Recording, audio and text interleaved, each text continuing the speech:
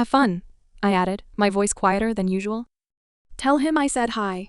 Yeah, will do. She smiled quickly, her lips curving nervously. But as she moved past me, I hesitated. I couldn't stop myself. Hey, I called, almost before I could think about it. Want me to come with you? I almost regretted the words as soon as they left my mouth. But it felt like the right thing to do.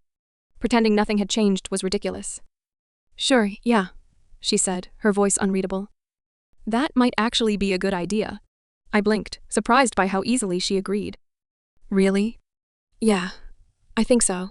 She tucked a strand of hair behind her ear, a sign of her uncertainty. If it's okay with you. Of course. I wouldn't ask if it wasn't. I smiled, trying to push back the heaviness I felt, hoping it wasn't as obvious as it seemed. She gave me a small, nervous smile in return, and for a second, it felt like maybe we could get back to how things were. I should change, I said, glancing down at my outfit, a t-shirt and jeans from the ride. Not exactly dinner attire. No, it's fine. It's casual, she shrugged. Just a quick dinner with my dad. I wasn't convinced. I felt like I needed to clean up a little before going. I've been riding all day. Let me just take a minute. Fine. Hurry up, princess. Her teasing tone was like a lifeline, reminding me that maybe things weren't completely broken between us. I rushed through a quick shower, needing to freshen up. When I came out in a fresh navy shirt and jeans, Deely was sitting at the kitchen table, sipping water. She looked up at me, an amused smirk playing at her lips. That was quick, she said, her eyes scanning me with that knowing look she always had.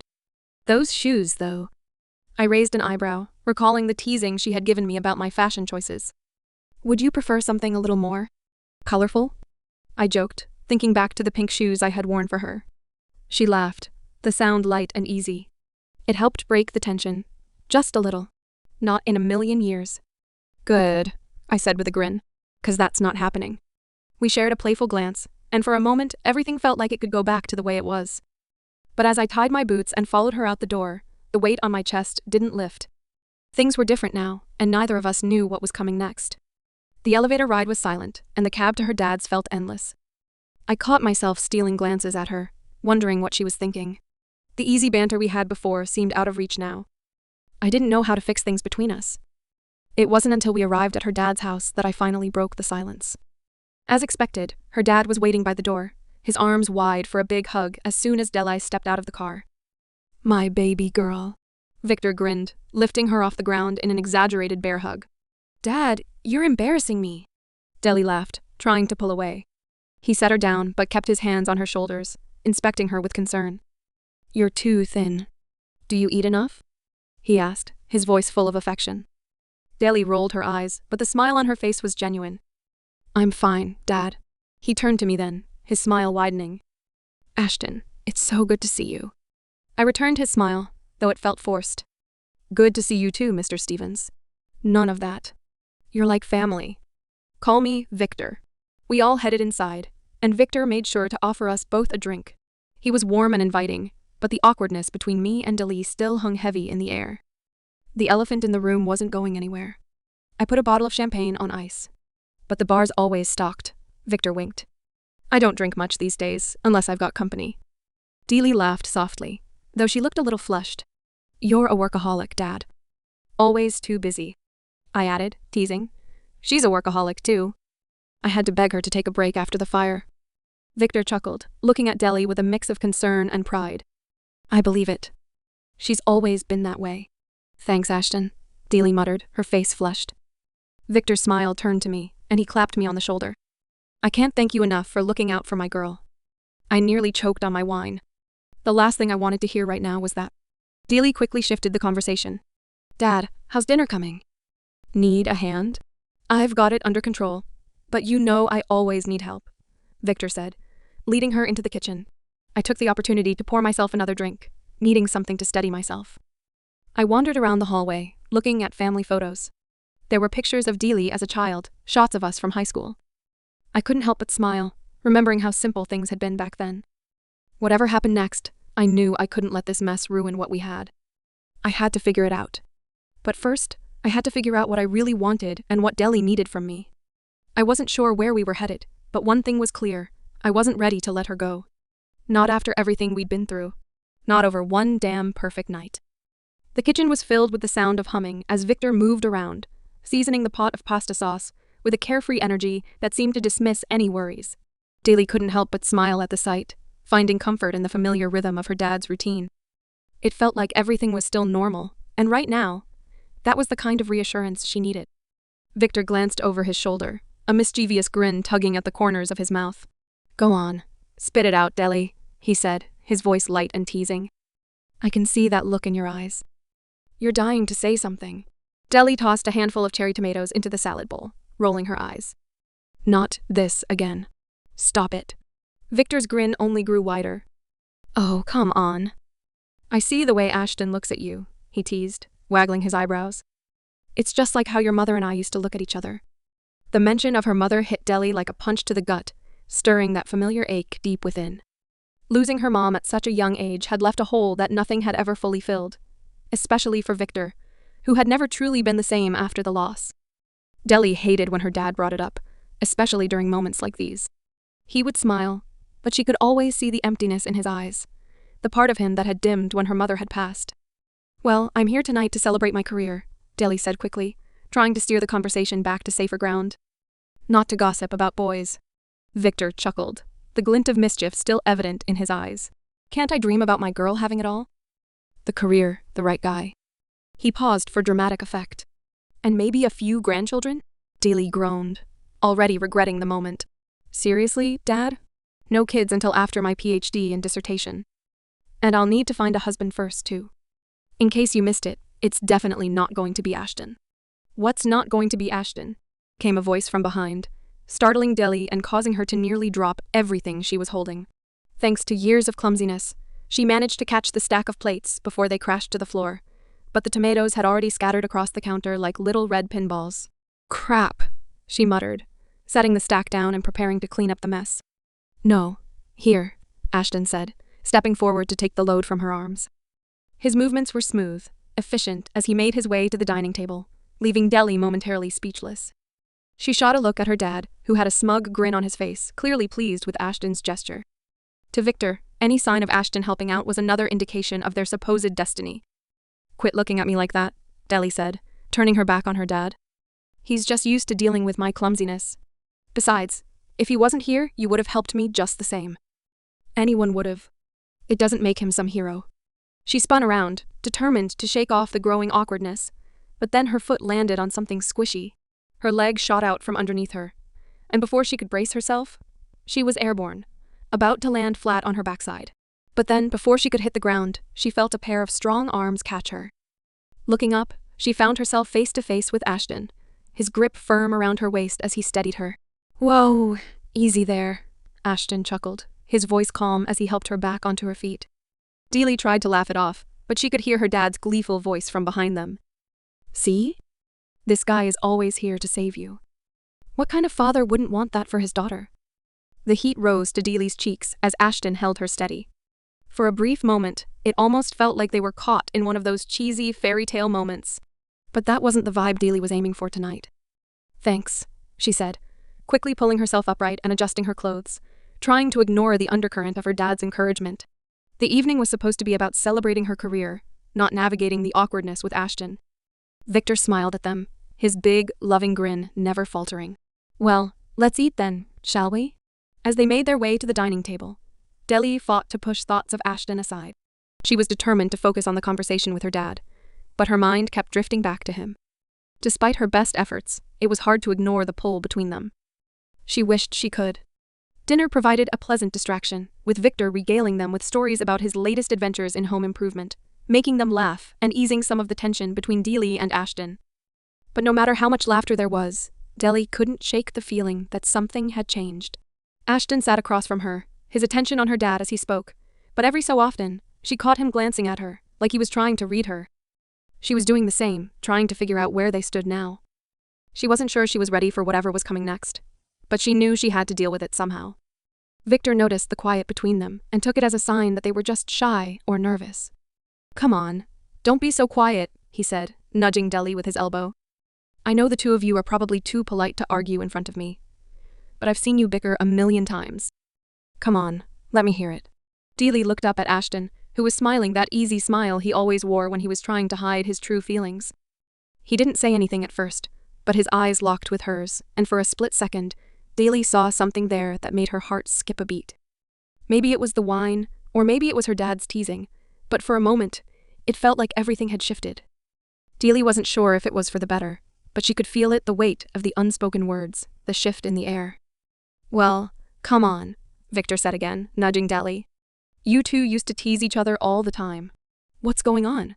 Are you still acting like a couple of kids? Or are you all grown up now?" Daly took a deep breath, pushing her emotions aside. "We're just figuring things out," she said, her voice steady despite the turbulence inside. Victor smiled, clearly not convinced but willing to let it go. "Figuring things out. I see. Well, that's good, I suppose." Dinner continued with more laughter, more stories, and more awkward glances exchanged between Ashton and Daly. The evening dragged on, pleasant but filled with a quiet tension. By the end of the meal, Daly wasn't sure how to feel. She hadn't resolved anything, but at least she wasn't alone in trying to figure it out. As they finished their drinks and said their goodbyes, Victor wrapped Daly in another tight hug. "I'm proud of you, Daly. Don't forget to call me tomorrow. You know I miss you when you're not around." "I will, Dad." "I promise," Daly said, offering him a smile, even though her mind was Raphael away. As they walked out the door, Ashton's voice broke the silence beside her, his usual teasing tone returning. "Well, that was something," he said, his eyes twinkling. "Yeah," Daly agreed, her tone flat. "But don't get any ideas, Ashton. This doesn't change anything." He raised an eyebrow, his smile unwavering.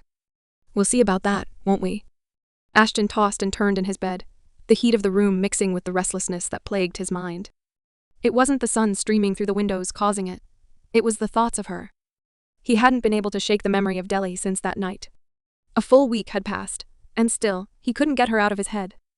He had never been this affected by a woman before, and it frustrated him. No one had ever gotten under his skin this way. It made him wonder if something was wrong with him. Or worse, if it was something he had done. What bothered him the most, though, was how distant she had been. She didn't seem to feel the same way. Sighing, Ashton grabbed his phone to check the time. Saturday afternoon. He'd spent the entire day lying in bed, avoiding the outside world. Every night, his sleep was haunted by thoughts of her. That one kiss, that one night they'd left him wanting more, and no matter how hard he tried, his mind refused to let go. He thought about napping, but even that proved impossible. Frustration mounting, he got out of bed and jumped into the shower, hoping the hot water would clear his head. He considered heading to the gym or taking a bike ride, anything to burn off the restless energy. But as he stood under the water, his thoughts kept drifting back to her. Everything had seemed fine since that dinner at her father's house. They'd hung out a few times, even had another movie night. But each time, there was a growing distance between them, something unspoken lingering in the air. She insisted they were just friends, but Ashton could tell it was more complicated than that. She kept her distance, even when she flinched at something scary in the movie. She didn't come to him for comfort, and it hurt more than he wanted to admit. He dressed quickly, forcing himself to face the world outside. The idea of seeing her again, or worse, not seeing her, made his stomach twist. He was caught in a tightrope act, trying to stay normal without losing his cool. But each day it felt harder and harder. When he stepped out of his room, the apartment was empty. He glanced around for a note, but found nothing. However, a cup of coffee and a couple of muffins sat on the counter. He smiled to himself. She could be frustrating, but she was thoughtful. Sighing, Ashton grabbed the coffee and headed out the door. He didn't know where he was going, but his mind pushed him to drive aimlessly. 20 minutes later, he found himself at the driving range, the same place he and Daly had visited not too long ago. He couldn't help but wonder why he had taken her there in the first place. Was he trying to get closer to her? Did he want something more? That day at the driving range, there had been an undeniable tension between them. Ashton could see it in her eyes, feel it in the air. It was a feeling he couldn't shake, a pull he couldn't ignore. Now, he found himself obsessing over that moment, over her. He didn't understand it. Why had he shut her out for so long? Why was he suddenly seeing her in a way he hadn't before? Had it always been there, or was it only now becoming clear? He took a few swings to clear his head before heading home. When Ashton opened the door, the familiar scent of Daly's perfume hit him sweet, like apples and flowers. He knew she was here, and he knew that meant he couldn't escape the thoughts of her. He tried to push them away, but it was useless. He heard the sound of water running from the next room, and his mind raced. The image of her under the warm water flooded his thoughts. His throat tightened, and he tried to clear his head, but it wasn't easy. The pull between them was undeniable, and it only seemed to get stronger the more he tried to ignore it. The water stopped running, and he caught a glimpse of her sitting by the window, her wet hair framing her face as she stared out at the city below. She was wrapped in nothing but a towel, looking lost in thought. Ashton couldn't help but admire her, the curve of her body, the way the towel clung to her form. It was dangerous to be here, in this space, with these feelings. He fought the urge to move closer, to reach out to her. Once he crossed that line, things would never be the same between them. Their friendship would be lost, and he wasn't sure if he could live with that. Ashton stood frozen, caught between his desire for her and the knowledge that he shouldn't act on it. His thoughts swirled, trying to make sense of what he was feeling. He wanted to know what she was thinking, what had been going on in her mind, but he wasn't sure how to ask. He needed something from her, her attention, her approval, but he couldn't pinpoint exactly why. Finally, Dealey noticed him.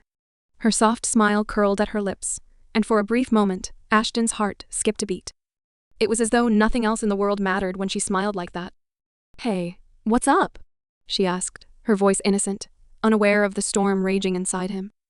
Ashton opened his mouth, but no words came out. His body betrayed him as he took a step forward, unable to stop himself. Before he knew it, he was standing in front of her, and without thinking, he scooped her up into his arms. "Ashton," she protested, laughing and kicking. "What are you doing? Put me down." But Ashton didn't respond right away. He looked into her eyes, his mind a blur of thoughts. He wanted to say something, anything, but all he could focus on was her. Her warmth against him, the smell of her skin, the way her body fit so perfectly in his arms. "I can't stop thinking about you," he finally said, the words slipping out before he could think better of it. Her laughter faltered and her eyes softened. But before he could say anything else, he set her back down on the bed, realizing that he needed to pull back. He couldn't let this go any further, not yet. Not when neither of them understood what was happening between them.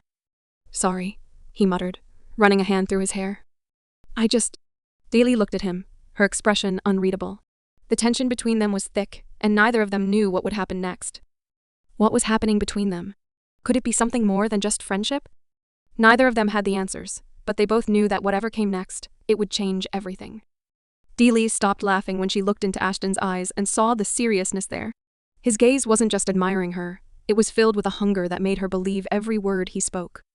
He wasn't simply complimenting her body, he truly saw her that way, and she couldn't help but believe him. His lips brushed against hers, parting them gently with his tongue. The sensation sent a rush through her, and before she knew it, the cool air of his bedroom surrounded her, sending a shiver down her spine. He was warm against her skin, his mouth moving lower, and the feeling of his touch became the only thing that mattered. As he kissed her, his hands moved over her, drawing her closer, as if trying to convey every word he hadn't said. There was a slow, deliberate intensity in his touch that made her heart race. The rational part of her mind screamed that this might be a mistake, but it was drowned out by the heat of the moment.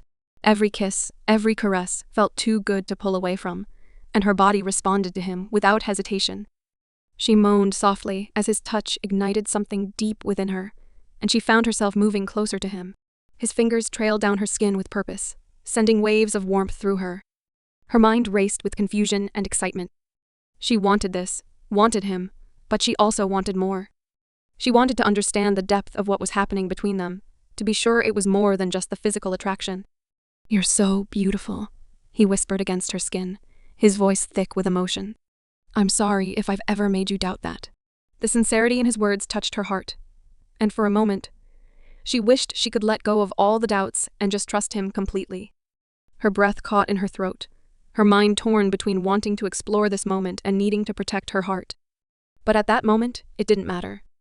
The only thing that mattered was the connection between them, the electric charge that filled the space. As he kissed her again, more slowly this time, she could feel the intensity building, each touch more intimate than the last. She knew she was on the edge of something big and potentially life-changing. But for now, she was lost in the heat of the moment. Her body responded to his touch, to his whispered words of affection, and for the first time in a long time, she felt truly desired. His voice grew darker with desire. "I've thought about this, about you, since the last time," he said, his words sending a wave of warmth through her. She could feel him against her, so much more than just the physical closeness. There was something more beneath the surface, a promise, a longing that matched her own. In a daze of anticipation, she responded with nothing more than a breathless, "Me too." The words barely left her lips before he kissed her again, the urgency between them palpable. They moved together slowly, their movements becoming more synchronized, more deliberate. Each touch, each kiss was like a reassurance that this moment was real, that they were both in it together. "You're perfect," he murmured as he moved against her, and his words sent a rush of warmth through her. She could feel the intensity growing, her body responding to his in ways she hadn't expected. Every touch, every caress, seemed to bring them closer, both emotionally and physically. But then, just as the intensity reached its peak, something shifted. The warmth of his lips against her skin, the urgency in his touch, everything felt so right, yet her mind screamed for clarity. She wanted to keep this moment, to preserve it, but the uncertainty of what it meant was beginning to creep in. The weight of their friendship, of what this might mean for their future, loomed over her like a shadow.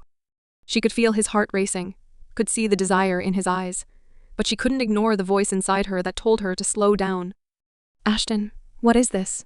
she whispered, pulling back slightly, needing space to breathe, to think. He looked at her, a mixture of confusion and understanding in his gaze. "You tell me," he said quietly, his voice softer than before. "I don't know," she admitted, her voice trembling with vulnerability. "I don't want to mess up what we have.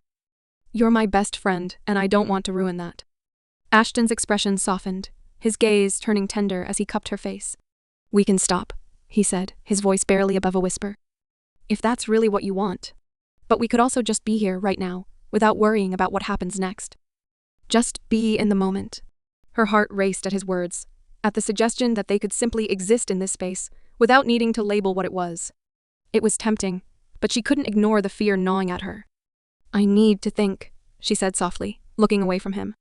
"I need to understand what this means." Ashton nodded, pulling her into a gentle embrace, his fingers tracing small, comforting patterns on her back. They lay together, silently, the weight of their unspoken thoughts hanging in the air.